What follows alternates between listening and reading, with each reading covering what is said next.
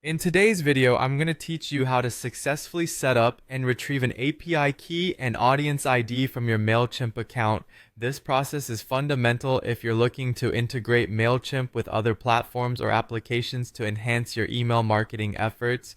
So, without any further ado, let's begin this straightforward journey. To start, you need to log into your Mailchimp account.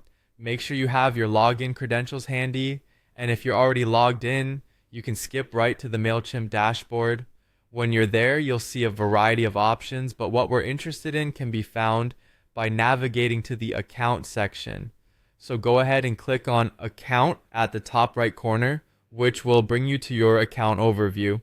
From the account overview, your next step is to glance over the menu available on this page and select extras.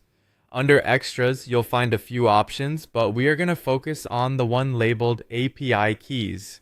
Clicking on API keys will bring you to a page dedicated to managing these keys. If you have previously created any API keys, you might see them listed here. Now, to create a new key, look for the Create a Key button, usually situated at the top of the section.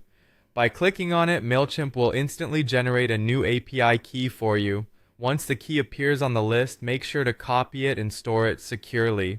It's a good idea to keep it somewhere safe, such as a password manager, to ensure you can access it whenever necessary. Next, let's switch gears a little and locate your audience ID, sometimes referred to as list ID. This ID is crucial when dealing with API calls that manage your audience data. To find this, head over to the Audience tab, which you'll find in the primary navigation menu. Once you're here, select All Contacts to bring up your audience overview. From this page, you will see a section that helps you manage and analyze your audiences, but for our purposes, we're going to proceed to Settings. Within Settings, find and click on Audience Name and Defaults. This section holds a plethora of information regarding your specific audience settings. Now, scroll down to the bottom of the page.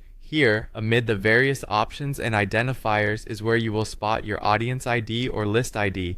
Make a note of this ID for future integrations or API requests. And that's it. You've now generated an API key and located your audience ID. With these tools in hand, you're ready to integrate Mailchimp with other services, giving you powerful new ways to manage your marketing campaigns. Feel free to return to this walkthrough whenever you need a refresher, and don't forget to safeguard your newly created API key. Thank you for joining me today, and I wish you all the best with your Mailchimp endeavors.